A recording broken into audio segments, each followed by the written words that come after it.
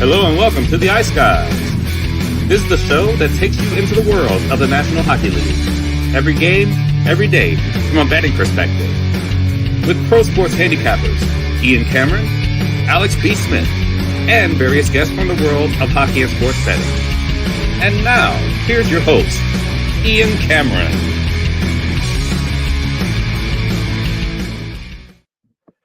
Welcome to the Ice Guys, Monday, November 4th. Ian Cameron, Alex B. Smith, ready to break down the Monday card. Just two games on this Monday night before a massive Tuesday. It's kind of weird that apparently hockey players, apparently the U.S. ones in particular, they don't care about election night or something because the NBA takes Tuesday night off for the election, and the NHL's pushing on forward. Democracy be damned. We're going to play our usual big night of hockey on a Tuesday. So it's just interesting how that works, where NBA takes the night off, and for NHL, it's still a full schedule tomorrow night on election night. But excited to be here as always. We look back on Sunday, of course, to begin the show, as we always do the previous day. We had a nice schedule on Sunday for a change. It began with the Battle of New York and the Rangers with a 5-2 win against the Islanders. An example, I guess, of line changes and shaking up the lineup working for the New York Rangers. Peter Laviolette really changed up his lines going into that game yesterday afternoon against the Islanders, and it paid off. 5 goals, a lot more offense was generated. The team and the coach was not all that pleased with the performance against Ottawa, even though they got the win on Friday night. They were badly outshot, outplayed. So a nice, better performance for sure yesterday from the New York Rangers in a 5-2 win over the Islanders. The Winnipeg Jets, they may never lose again. I'm kidding, of course. But I'm telling you what, it's 11-1 now for this Winnipeg Jets team. 7-4. They take out the Tampa Bay Lightning. You're seeing, I believe, 7 different goal scorers last night for the yesterday afternoon for the Winnipeg Jets. Nemesnikov, Logan Stanley, the defenseman, Scheifele, Iafallo, Sandberg, Ehlers, and Perfetti. It's just been an unbelievable start to the year for this team. They continue to find ways to win. They did catch a break with Jonas Johansson in net, but still, I mean, to beat Tampa Bay 7-4, another solid victory. And shockingly, to begin the year, not only 11-1, but it's the way they've done it. You know, they're one of the highest scoring teams in the NHL through the first few weeks of the season. And I don't think there's many people that expected that from this Winnipeg team, but they have certainly been in good offensive form throughout the year. And like I said, you see a game like that where 7 different goal scorers find the back of the net, and that's a sure sign of it. Boston gets 2 goals in the first, and then that's about it. They sit on it. Seattle firing blanks once again, and they get shut out for the second time in a 24-hour span. Seattle 2-0 against Boston last night. They got shut out by Ottawa the previous night. So where has the offense disappeared to for the Seattle Kraken? At least against Ottawa, they generated chances and shots. Until the third period, they didn't have much going. They got outshot 15-3 in the first period. It's a really bad start to the game for Seattle. They did, carry the play in the third, but they had to, down by 2 goals. I guess the big development is David Pastrnak not seeing a shift in the third period of that game. Jim Montgomery saying coach's decision. This wasn't an injury. This wasn't him feeling sick or throwing up on the bench or anything like that. No illness. This is performance related as to why we didn't see David Pastrnak in the third period. And look, has he given them goals? Yes, but Jimmy Murphy said it, and I'll say it now because I watched a decent amount of this game. He's a turnover machine right now. Like I'm shocked at how many times he's turning over the puck, especially in the neutral zone, which is the area coaches cannot stand when you turn over the puck, because that's almost always going to lead to transition offense and an opportunity the other way. So I think his defensive game and his play away from the puck has a lot to do with why he got sat down in the third period, yet lost in the mix of that controversy, I guess you could say, because I'm sure the Boston media is having a field day with that. David Pastrnak getting benched in the third period. They still do get the 2-0 win. Carolina with a 4-2 win against Washington. Tough push, I guess you could say, for the best bet, which for me on the show yesterday was Washington, Carolina over. 3-2 early in the second, and we only get an empty net goal from Carolina the rest of the way. But they do get a 4-2 win. Solid effort from Washington, even though it was a very tough spot for them. They hung in there. They had a great first period. I thought they played pretty even, but Carolina carried the game after that. Lindgren gave them a chance, but it was not enough, and Carolina gets the 4-2 win. I guess what's positive, too, for the Capitals is another game for Alex Ovechkin, albeit in a losing effort yesterday. His goal scoring is certainly a lot better in the month of October and November this year so far than it was last year when he got off to that very slow start. Great stuff from the Leafs Wild game for Alex and I with the draw season. Alive and well, plus 370 with the Leafs and the Wild on the draw. And Minnesota with the 2-1 win in overtime. A brilliant breakaway goal and a brilliant release right under the crossbar from Matt Boldy to beat a guy who had played a really strong game in net for the Leafs last night, Anthony Stolarz. But a nice 2-1 win for the Minnesota Wild in overtime. Another team that just keeps on keeping on. A great start to the year for the Minnesota Wild, and it continued. I don't even think they played their best game last night, and they still found a way to win. That's what's impressive about it. Edmonton in the Battle of Alberta. Who needs number 97, really? That guy was gumming up the works, Connor McDavid. Get him off the team. We're 2-0 now without. I'm kidding, of course. I'm kidding. Let's not. I'm not trying to seriously say that the Edmonton Oilers are better off without Connor McDavid, but it is kind of funny, 2-0 now without him, as they get a 4-2 win against the Calgary Flames. You know what I find, though? Sometimes when McDavid's out, and I don't want to make it again sound like they don't need him. They obviously do, and they want him on the ice. But I find it frees up Leon Draisaitl. I find that he turns it up another notch, turns it into another gear when Connor's out, and he's doing that right now. Leon Draisaitl's been a beast here in 2 games without Connor McDavid.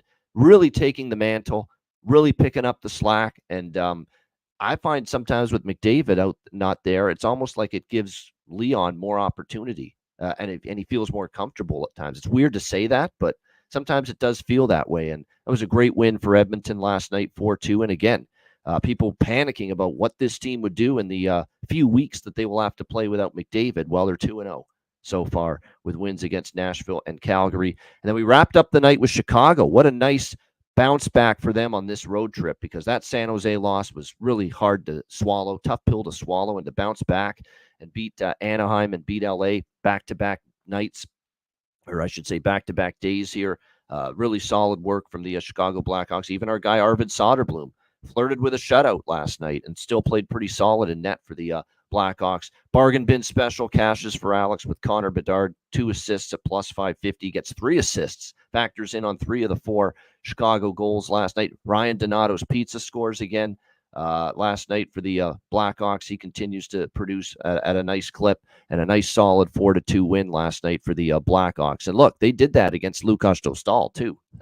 So that's a real bright sign for the Chicago Blackhawks to get the 4 goals there in that 4-2 win. And I think that's the first time, or maybe the second time all year, Dostal's given up at least 4 goals in a game. So it's not been easy to get 4 past him. Chicago able to do that. Alex, your thoughts on what we saw tonight? Well, obviously, leading off with that game, that was a fantastic game to watch. Hawks with another amazing effort. Like I said, Arvid Soderblom was a fantastic game. Of course, you kind of felt, and Hawks fans can kind of relate to this going back to the days of Nikolai Hobby-Bulin, where there were just some nights where he played his ass off, but you just knew he wasn't going to get a shutout. He's going to give up a goal at some point. And I'm really kicking myself. I was saying this before the show. I'm kicking myself for not playing Anaheim next goal when we were up 3-0. But jokes aside, no, this has been a fantastic way to wrap up that road trip for the Hawks after losing to San Jose, which of course created system play number 2. And like I said, that's something that's supposed to happen. And I was listening to a Hawks podcast overnight as well, and they were saying the same thing, that you're supposed to bounce back now at this point, playing against these bad teams. You're not at the level of San Jose anymore. You're not at the bottom of the rebuild. You've taken that step 1 now, like I said, with this group of veterans. And it's great seeing these veterans stepping up and playing well. Seth Jones jumping into the mix and scoring goals. He had that beautiful goal that ended up being Bedard's second assist on that power play. Finally getting the puck moving, finally crashing to the front of the net. I love what I've seen from the power play the last couple of games. They finally simplified things and made things forward facing, not just working east to west which had been the MO going back to the Showtime days when you don't have the skilled guys that you had 10 years ago to pass that puck around, rip the puck around. You have to change up the system, and I'm glad to see what they're doing right now with the power play, and it's working. So great job by the Hawks, great game. Hope they can keep that rolling for sure. Then we'll go back to the earlier game that day at Seattle Boston. Now, of course, we were on the system, and somebody in the chat asking, "What's the system now with Seattle as they now get shut out for the second time?" I think for me personally, you just got to roll with whatever cash, and that was thankfully because it was my best bet the first period over. Yeah. Boston getting those 2 goals and then being able to clamp down, and that's a great Boston win, right? Like Boston needs some more of those games. You need those 2-0, 3-1, right? We talked, Jimmy said that this team has no identity. Well, if you're going to get back to the identity you have, that's those are the kind of games you need. You need your goaltending to stand up and steal you some games. We always talk about stealing games late in the year. Yeah, no, sometimes you need some games stolen in early November, and that's a big shutout win for Boston. So now the shutout, trend rolls again with Seattle. But I know for me, I'll be only going on the first period over. With the next Kraken game, not the full game over, and it's really disheartening to see of all teams right now to have back-to-back shutouts to Seattle Kraken, because it's a team that we talked about in our season preview. We love the fact with Bausma and Jessica Campbell coming in, thinking that this offense could finally get rolling, get out of the stale situation they were in with Hacksaw. But most nights they kind of look like the same team from the last couple of seasons, and that's just really hard to see, knowing that they have the personnel and they have the coaches, in my opinion, to do a better job offensively. Um, let's see. Of course, the Winnipeg Jets, that kind of crushed me. I like the Lightning in that spot, and the Lightning looked really good early. But like I said, this Jets team is just an absolute juggernaut right now. And no, I don't think anyone in the world, I know I did, and I thought this was going to be a team that would be looking toward a rebuild. And the way you look at the Central, everything's flipped around. Winnipeg and Minnesota at the top, 2 teams I thought were going to struggle. And then you look at the bottom, Colorado and Nashville, 2 teams I thought were actually going to be pretty good. So it is completely topsy-turvy throughout that Central Division. So that's definitely an interesting one to watch, but make it a little tougher to bet with that quadrant of teams.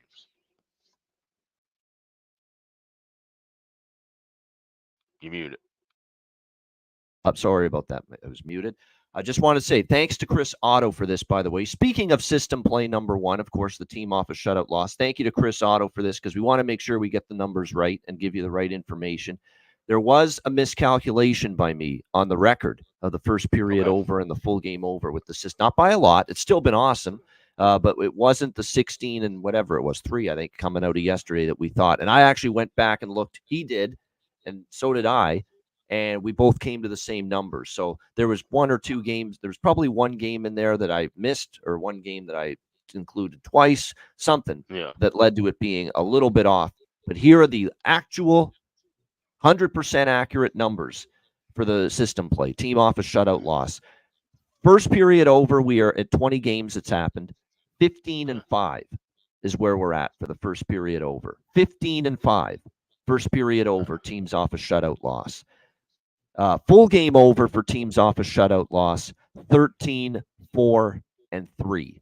So there you go. That is accurate, 100% numbers. I double checked. Chris did as well, and we came to that same number. I actually, he gave me those numbers. Then I went back and looked. I'm like, you know what? That is correct.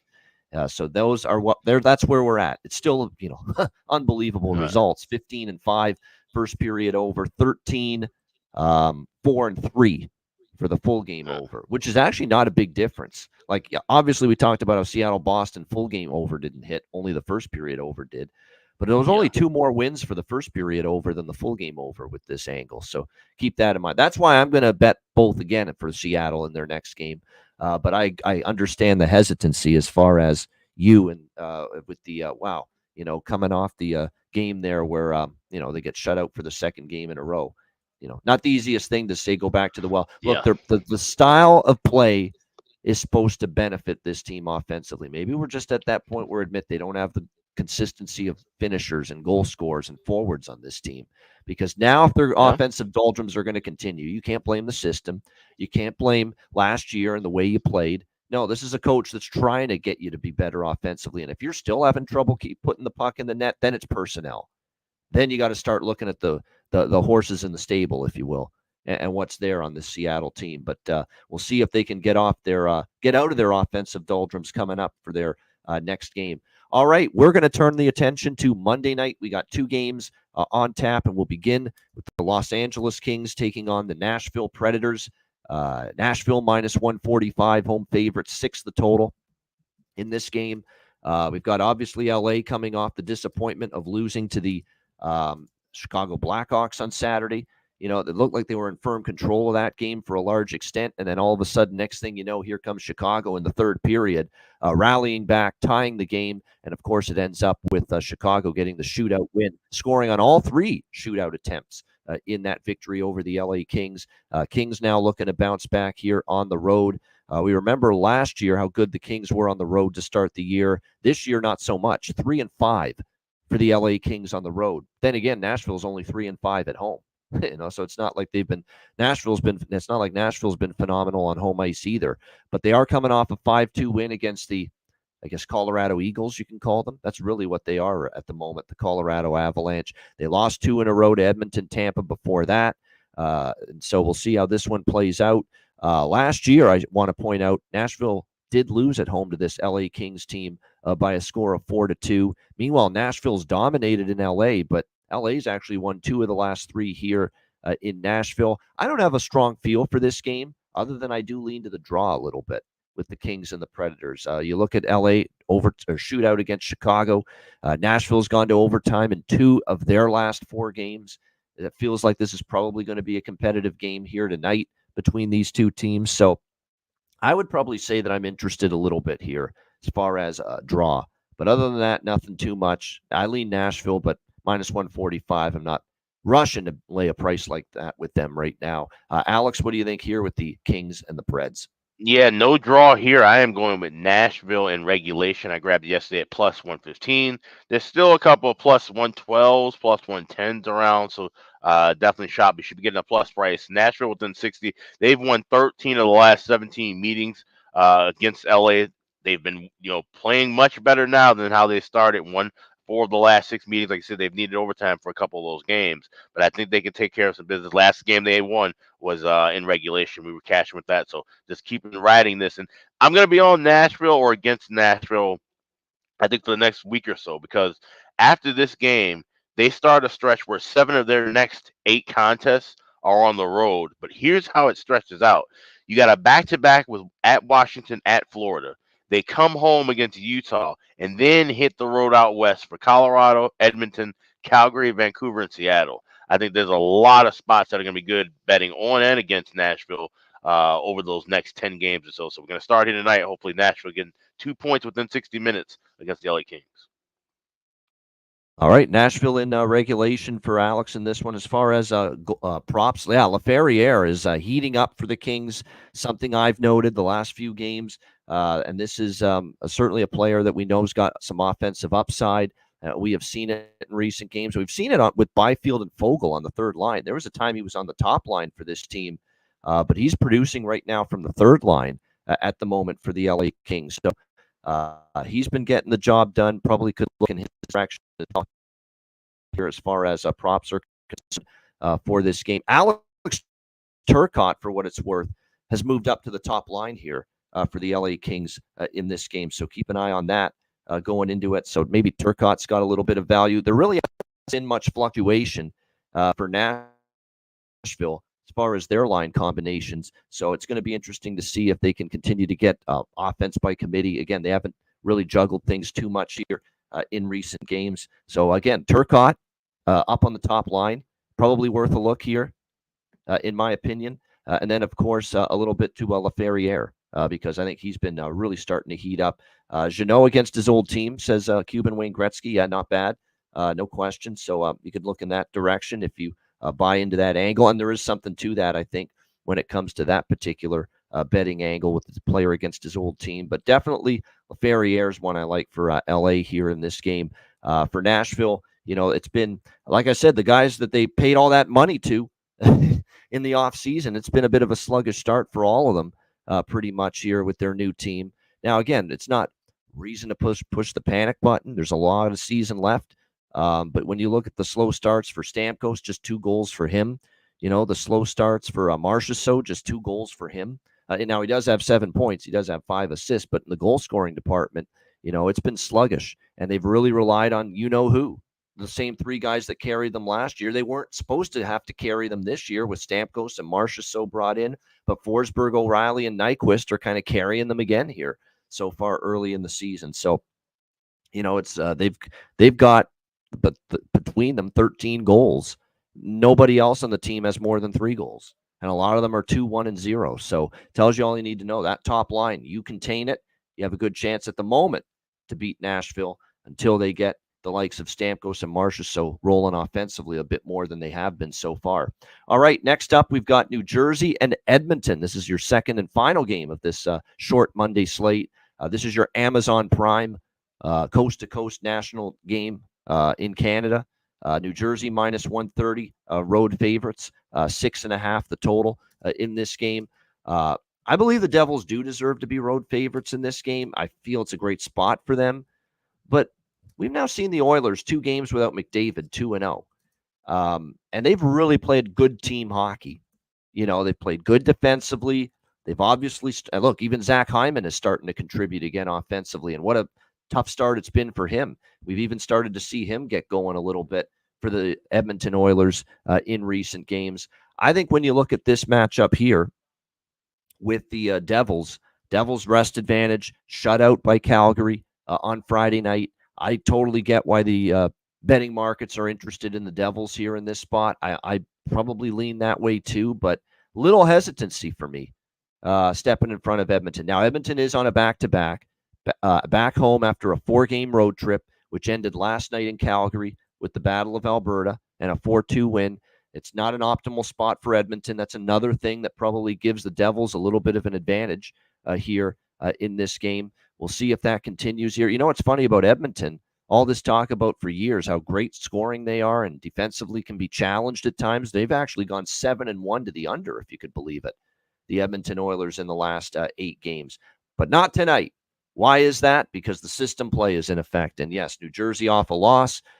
We've got the accurate numbers now: 15-5, first period over, 13-4-3 with the full game over with this angle, and we are going to ride it once again here tonight. Devils, Oilers over by Fecta. First period over 1.5. First period over 6.5 for me here with New Jersey and Edmonton. Like I said, I am leaning Devils minus 130 now as road favorites. Edmonton 2-0 without McDavid, even though it's a rest disadvantage for them off a road trip. By the way, fading these teams off the road trip at home has not been profitable like it once was. I want to point that out as well. This is not that knee-jerk autoplay anymore that was cashing years and years ago consistently. How many times have we seen the team coming back home off the road trip and they still get it done? Look at Minnesota the other night against Tampa on Friday, but that's one of many examples. So I like the way Edmonton's playing as a team enough. I don't want to, without McDavid, that I don't want to bet against them as home underdogs. So I lean Devils, but I'm just going to stick to the over by Fecta here. Alex, Devils, Oilers. Yeah, right there with you on the system play, but I'm going heavier on the first period over than I am the full game over. Like I said, that might be an adjustment I may go across the board, but as of now, just at least with this particular game, I'm liking the first period over. I think we could see a bit more energy early in this contest, and then it could kind of settle out a bit. But like you said, Edmonton, playing well without number 97. That's what they have to do. They understand that next man up mentality, and they have the depth to withstand that a little bit longer than other teams missing their top player. But like I said, at some point the bottom will, kind of drop out, and you wonder who that could be against. And this is a feisty enough of a New Jersey team to kind of push them. So I don't want anything to do with the side. Maybe a lean on the draw. I could, it's something I could grab in game as well. So like I said, just pregame, first period over, heavier, but also on the full game over as well. I agree with that. That's Cuban Wayne Gretzky is thinking what I'm thinking. That Adam Henrique just scores against the Devils. It's crazy. Yep. And this was back when he was in Anaheim. He scored against them, it seemed, every time he played the New Jersey Devils. It's wild.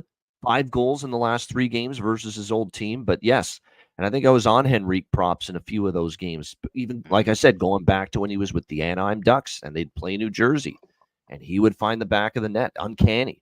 against the Devils, which is, of course, the team he started his career with. Remember, they went to the year they went to the Stanley Cup final, and they lost to the LA Kings with Pete DeBoer as the head coach. Adam Henrique was on that team. Henrique scored the overtime goal against the Rangers to beat them in the Eastern Conference final against the Hall of Famer, Henrik Lundqvist. That's how far back his career now goes. So, Adam Henrique, again, I think definitely a good prop. Dawson Mercer, I've talked about him a couple of games in a row for New Jersey. Moved up to the top line with Hischier and Meyer. Great value there as far as props. Paul Cotter and Stefan Nason, if you're looking down the lineup, potentially at someone for New Jersey or a couple of players that have some value here. For Edmonton, Victor Arvidsson with Draisaitl. There's value, and we did see him score against Nashville. Vasily Podkolzin, same thing. Hasn't scored yet with playing with Draisaitl, but you're going to consistently get great prices with Podkolzin as long as he stays there on the top line. So I think definitely he's probably worth a look here. We saw a big goal from Skinner last night against the Calgary Flames, Jeff Skinner. Like I said, Zach Hyman now finally starting to heat up, 3 points and goals in back-to-back games without McDavid. Isn't this crazy? McDavid's out, Draisaitl's playing like a beast, and Hyman couldn't buy a goal when McDavid's in the lineup. Now 2 games without McDavid, he scored in each game. Isn't it absolutely? By the way, can we shut up now about how Zach Hyman needs Connor McDavid to score his goals? Yeah, hadn't scored shit this year. McDavid goes down, 2 games without McDavid. He gets his first 2 goals of the year. The goals in each game. Can we stop that little bit of ridiculous rhetoric that somehow Zach Hyman can't put a puck in the National Hockey League without Connor McDavid with him? My gosh, that's some of the most ridiculous nonsense I've heard. So I'm glad to see Hyman find the back of the net now without Connor McDavid. So that's good to see. So those are some of the props I think I would look at here more so than anything in this game. Corey Perry's someone to keep an eye on too, because he's one of those players, heart and soul, stepping up when a key player's out. He scored a couple games ago, but the ones I like the most are Podkolzin, Arvidsson, Jeff Skinner for the Edmonton Oilers. Hyman, the prices aren't good, but certainly can ride Zach Hyman right now because, again, goals in back-to-back games. And then for New Jersey, I like Dawson, and of course I like Adam Henrique too for Edmonton quite a bit, actually, to find the back of the net tonight against New Jersey as he saw his former team, like he so often does. And then for the Devils, like I said, Dawson Mercer, really like his prop here tonight. Paul Cotter, Stefan Nason. If you're looking for some value down the lineup, I definitely think those players might be worth a look here as well. All right, shout out to and Bratt's been good against Edmonton. Good point, Alan. Just the prices aren't always as good when it comes to a Jesper Bratt. Shout out to everyone. Someone asked in the chat too. Are we live betting? Yes, live bet the first period over. If you're seeing because I forgot these numbers are moving crazy. I laid 138 and 135, and so we're seeing 145s to 150s, even a 160. Please, yes, wait for 135 or cheaper in game. So first couple of minutes with that first period over. Not those numbers have moved. Yeah, no doubt, and that's definitely a good way to approach it because we are talking about over 1.5 around minus 150 in a lot of books with this first period over. So if you don't like that price, wait a couple minutes. All it takes is like 2 minutes of scoreless hockey at the beginning of the game, and you watch that price will drop on the first period over down to at least the minus 120 range, and you'll get it, in a very playable, better price if you want to take a chance that we won't see that first goal in the first 2 minutes. You'll get a better price with the live first period over. Good stuff. A shout out to everyone in the chat. Hit the like button. Appreciate it very much. Make sure you're subscribed at patreon.com/iceguys. Just $10 per month. Again, our daily sides, totals, and player props, the betting card posted each and every day on the Patreon page. And of course, we've also got our bonus charts, totals charts, goalie charts, and more bonus content. But the betting card every day. We're going to have live exclusive betcasts, more so in the new year. We will have a date for our November betcast coming up, and that'll be free for all as well. To be determined if we might have a second betcast this month and our first Patreon exclusive, but to be determined on that. It's a very, very busy month, unfortunately, for us bettors and handicappers. Yeah.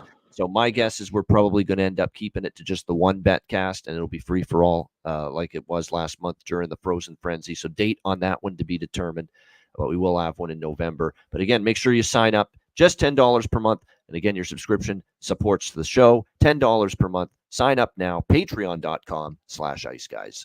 Yes, also check out the Ice Guys store at iceguys.myspreadshop.com. If you missed the free week of standard shipping last week, not to worry. Coming up this weekend as we head into Veterans Day, there will be a sale coming up. So check out all the items. We got all the bunch of new stuff. We got a bunch of holiday stuff that's up as well now. So check all that out over at iceguys.myspreadshop.com. All right, great stuff. We've got a huge card tomorrow, so make sure you join us on the Tuesday show. Matt Robinson will be back in the house as usual on Tuesdays with us, and we will be breaking down, of course, the big Tuesday slate. All right, we got bargain bin special of the night and best bets coming up right after we hear from our great Ice Guy sponsors.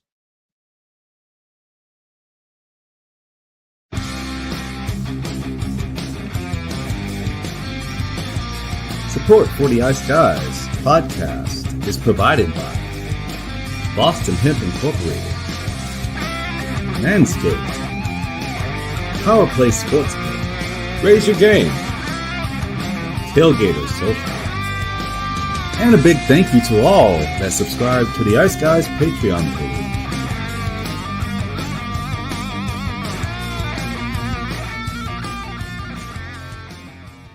Support for the Ice Guys is brought to you by Manscaped, who is the best in men's below-the-waist grooming. Their products are precision-engineered tools for your family jewels. Manscaped's Performance Package, the ultimate men's hygiene bundle. Join over 7 million men worldwide who trust Manscaped with this exclusive offer for you, 20% off and free worldwide shipping with the promo code ICEGUYS. That's promo code ICEGUYS at manscaped.com. If my math is correct, it's about 14 million balls that you can preserve. The Performance Package 4.0 is the complete accessory package to take care of everything that is required. You've got, of course, the Lawnmower 4.0. Takes care of your facial hair and among other things. You've got, of course, the Weed Whacker. I'm approaching 40. Nose hair has become a major issue. It pisses the hell out of me. I need to take care of that shit, and the Weed Whacker can help you do that. Both of these products, waterproof and a 4000K LED spotlight for a more precise shave. And you'll also be able to take care of those delicate areas with the ball toner, with the ball deodorant, keep you smelling good, looking good, and feeling good down in the nether regions. This complete Performance Package 4.0 will take care of everything for you, for all you guys out there, and it's courtesy of our good friends at manscaped.com. So get 20% off and free shipping with the promo code ICEGUYS at manscaped.com. That's 20% off with free shipping at manscaped.com. And use promo code ICEGUYS. Unlock your confidence and always use the right tools for the job with Manscaped.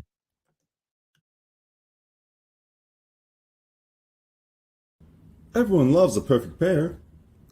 Bacon and eggs. Thunder and lightning. Mario and Luigi.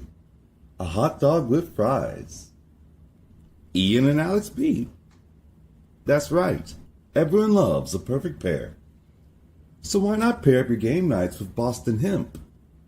From exotic flower to concentrates and edible products. You'd be hard-pressed to find a better pairing than Boston Hemp and hockey. Check them out today at bostonhempinc.com. That's bostonhempinc.com. Boston Hemp Incorporated, the official smoke sponsor of the Ice Guys. Void where prohibited by law. Not available outside of the United States. Must be 21 or over to obtain products. Check your local regulations to see if Boston Hemp is available in your area.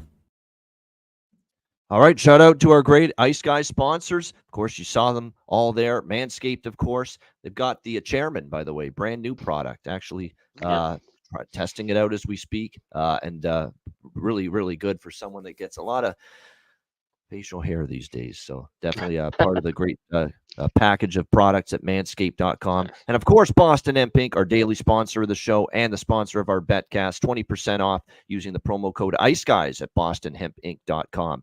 Bargain bin special of the night. This is not my bargain bin, but there's something else I might sprinkle on, because without Connor McDavid, he's had 3-point nights in both games since McDavid went down, and that's Leon Draisaitl against Nashville and against Calgary last night. 3 points in both games, plus 500, plus 550 is what I'm seeing for Draisaitl to get 3 points. So not a bad price for someone that's been able to do it, obviously, in back-to-back games without Connor McDavid, so keep an eye on that. Not my bargain bin special, but definitely worth mentioning. Believe we're going to see Calvin Pickard tonight, by the way, in net for Edmonton, with this being back-to-back. And obviously last night it was Stuart Skinner that got the start, so expect Calvin Pickard tonight. Alex, great call on the bargain bin yesterday with Mr. Bedard, a.k.a. Bedsy, to get 2 assists. What do you think here tonight for bargain bin? Yeah, so I was looking through different numbers involving the game with Nashville and LA, and I was trying to see if there was a pattern amongst some of the Predators' goal scorers, and there has been. In 5 of the games we've seen, Nashville's first goal has come from none other than Philip Forsberg. Now, it's unfortunate. FanDuel has pulled down the prop this year that was profitable last year, where you could bet on the first team home or first team away goal. So we don't have that option, but we do have first goal scorer at DraftKings. You can get 12-1 on Philip Forsberg to get the first goal of the game. That is going to be my bargain bin special for tonight. Philip Forsberg of the Nashville Predators, get things rolling with the first goal of the game. 12-1 available at DraftKings, my Monday night bargain bin special. All right, Philip Forsberg, Nashville Predators, first goal of the game for Alex with his bargain bin special of the night. My bargain bin special of the night. This is what we just talked about in the New Jersey Edmonton game. I'm going to rely on a little history of this particular player, always seeming to score against his old team, the New Jersey Devils. And we're going to go back to the Devils Oilers. We're going to take Adam Henrique for the Edmonton Oilers, plus 570 at Patano to find the back of the net, plus 500 at BetMGM, 475 at DraftKings, 500 at Caesars. So there's a few books that have 500, none better than that Ontario book, Patano, which has 570 right now for Adam Henrique to find the back of the net. So Adam Henrique, Edmonton Oilers, plus 570 for my bargain bin special of the night. All right, best bets. Alex, what do you like for best bet? Yes, same game in Music City. We're going with Nashville and LA. We'll take the Predators in regulation, plus 110, best price available over at FanDuel. Nashville's won 13 of the last 17 meetings, including 5 of the last 7 at home against the LA Kings. So Preds at home, we like it, we love it, we want some more of it. Give us Nashville in regulation as Monday best bet. All right, there we go. Nashville in regulation. No draw this time. Predators in regulation against the LA Kings for Alex with his best bet. My best bet, I think I'm going to go full game over 6.5 with Devils Oilers. I like the first period. I don't like giving it out at minus 150 though for best bet. I'm going to sprinkle on it pre-game at minus 150 and add some more, hopefully at a better price live during the game. So for that reason, we'll go over 6.5 here for the full game with Devils Oilers. I think Devils going to push the throttle down offensively. If you actually look, the games where they've been held to 0 or 1 goal, they've had an explosion the very next game, and I think we'll see that. Plus, I think Edmonton chips in as well offensively here at home against the Devils. So we'll go with the over 6.5 here. New Jersey, Edmonton for my best bet here for this Monday NHL card. Part of the over by facta, part of the system play, of course. All right, and keep an eye on that other system play. It's obviously not in effect tonight, but it's 3-0. Betting on the team after losing to the San Jose Sharks. Like I said, there just might be something to that. And we will see if that trend and that system play continues to be fruitful as well. All right, great stuff. Shout out to everyone in the chat. Hit the like button on the way out. And yes, hitting the books, college football, top of the hour with me and Connor Mack in about 15 minutes from now. We will sprinkle in some college basketball. We will. At the top of the show, before we get into the college football slate, we will talk about the games as far as college basket. It's a huge slate of games today. Tons. I think there's almost 200 games today in college basketball. Just an absolutely insane slate. Tread lightly. It's the first day, and this is more unpredictable than ever with transfer portal and the transfer portal especially has thrown college basketball for a loop. So there's kind of some guesswork involved into how good these teams are going to look right out of the gate in their first game. But it's still fun to have it back, and we will talk a little college basketball at the top of the show. Absolutely. So shout out to everyone in the chat. Hit the like button on the way out. A reminder, the Ice Guys is live 7 days a week, Tuesday to Friday, 2 p.m. Eastern, Saturday, Sunday, Monday, noon Eastern. If you can't watch the show live, download the Ice Guys podcast in audio form on all major podcast platforms. For Alex B. Smith, I'm Ian Cameron. Have a great Monday night. Enjoy the games and good luck. We'll be back with you tomorrow at 2 p.m. Eastern for another edition of the Ice Guys.